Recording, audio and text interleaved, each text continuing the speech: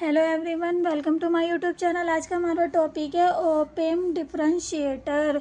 Op-amp integrator में integrate किया था, इसमें डिफरेंशिएट करेंगे। So that the circuit diagram of op amp as differentiator is show in figure, यानी कि जो डिफरेंशिएटर होता है उसका सर्किट डायग्राम ये है। ये हमारा ओपेम है, ये हमारा इन्वर्टिंग टर्मिनल है, ये नॉन इन्वर्टिंग टर्मिनल है। इस पर हमने इनपुट चार्ज दिया है तो ये हमारा इन्वर्टिंग ओपेम कहलाएगा। अब यहाँ पर हमारा फीडबैक रजिस्टर लगा रहता है और यहाँ इनपुट रजिस्टर, तो हमने यहाँ इनपुट रजिस्टर को कैपेसिटर से रिप्लेस कर दिया है और जब हमारा एज इट इज है। This circuit produce the output voltage which is proportional to the time derivation of the input voltage, यानी कि ये जो हमें आउटपुट वोल्टेज देता है वो इनपुट वोल्टेज का टाइम डेरिवेशन होता है। This is an inverting op-amp in which input register, ये हमारा इन्वर्टिंग ओपेम है, नॉन इन्वर्टिंग भी हो सकता है। विच इनपुट रजिस्टर आर, यहाँ इनपुट रजिस्टर लगा होता है, is replaced by the capacitor, जो रिप्लेस किया गया है कैपेसिटर सी से। ये हमारा इसका डेरिवेशंस यानी कि लास्ट एक्सप्रेशंस होता है। वी आउटपुट हमारा डायरेक्टली प्रोपोर्शनल टू होता है time derivative of input voltage, ये हमारा इनपुट वोल्टेज है। अब हमने इसको इनपुट वोल्टेज दिया, इसमें से आई करंट जाएगा, ये हमारा कैपेसिटर है। D Q over D T formula रखेंगे। ये हमारी नोड है जहाँ से हमारा करंट दो भागों में डिवाइड हो जाता है, I1 और IF। I1 पर हमारा ज़ीरो करंट जाता है क्योंकि इन दोनों के बीच का रेजिस्टेंस इनफाइनाइट होता है। सो दैट I पर आपको याद रखना I1 पर हमारा करंट जाता ही नहीं है, सारा फीडबैक के थ्रू आउटपुट पर जाता है। ये हमारा फीडबैक है। अब हम इसका मैथमेटिकल एक्सप्रेशंस देखते हैं। Expressions for output voltage, apply KCL at node G, we get KCL Kirchhoff's law apply करना है नोड G पर। KCL रूल होता है आने वाला करंट इज इक्वल्स टू जाने वाला करंट। नोड ये है, इससे पहले आने वाला करंट कौन सा I और जाने वाला करंट IF और I1। So that I equal to I1 plus IF। For ideal op amp RI equal to infinity, इन दोनों के बीच का रेजिस्टेंस इन्फिनिटी है तो I1 हमारी इक्वल टू होगी ज़ीरो के। I1 equal to zero. So from equation first इसमें I1 equal to zero put करेंगे तो I बराबर IF आ जाएगा हमारा।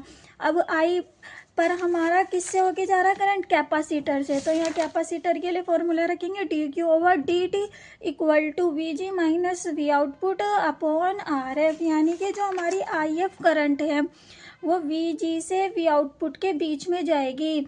वी जी से स्टार्ट होगी और वी आउटपुट पर ख़त्म होगी, तो we G minus V output इसकी लिमिट है। We G minus V output upon feedback हमारा एज इट इज़। अब क्यू को हम जानते हैं सी वी के बराबर होता है, क्यों बराबर होता है C V D over D T. C V is equals to V G minus V output upon R F. C हमने बाहर कॉमन ले लिया और इसको हम लिखेंगे D V over D T equal to V G minus V output upon R F. अब यहाँ से हम इसकी वी जी की लिमिट देखते हैं। सी हमारा as it is D over D T. V G को हम लिख सकते हैं V S minus V G, क्योंकि हमारा कैपेसिटर का करंट किसके थ्रू कहाँ से कहाँ तक की लिमिट है, V S minus V G. So that यहाँ V S minus V G लिख देंगे equal to V G minus V naught जो कि हमारा आउटपुट वोल्टेज है और R F by virtual ground concept. यहाँ वर्चुअल ग्राउंड कॉन्सेप्ट लगाना है। वी वन हमारा ज़ीरो के इक्वल है क्योंकि ये ग्राउंडेड है। So that by virtual grounded concept के हिसाब से वी जी भी हमारा ग्राउंडेड होना चाहिए, तो वी जी पर जो वोल्टेज होगा वो हमारा ज़ीरो होगा, तो वी वन हमारा ग्राउंडेड है, वी जी भी ग्राउंडेड माना जाएगा और यहाँ ज़ीरो के बराबर रख देते हैं। सो दैट यहाँ से C D over D T, V G हमारा ज़ीरो है तो D V S over D T हो जाएगा और यहाँ से माइनस के वी आउटपुट, क्योंकि ये तो हमारा ज़ीरो हो गया, माइनस के we output upon R F. अब यहाँ से हमें आउटपुट निकालना होता है तो ये उठा के इधर ले जाएंगे, माइनस के R F D over D T V S equal to V output, V naught equal to minus के R F C D V S over D T. ये हमारा लास्ट एक्सप्रेशन है ओपेम डिफरेंशिएटर का। Output voltage हमारा directly proportional to है, ये हमारे constant part है D V S over D T के। So that output voltage directly proportional to है time derivative of input voltage. ये हमारा इनपुट वोल्टेज है या सोर्स वोल्टेज जिसको कहते हैं। सो दैट लास्ट में आप एक एक्सप्रेशन लिख सकते हो, hence output voltage is directly proportional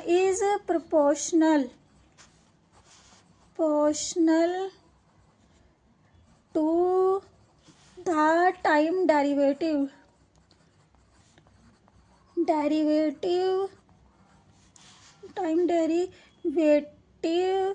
of input voltage। ये लास्ट में आपको एक एक्सप्रेशंस लिखना है, और जो हमारे माइनस के आर एफ और सी हमारे जो हैं is a constant. So that ये था हमारा इजी सा टॉपिक ओपेम डिफरेंशिएटर।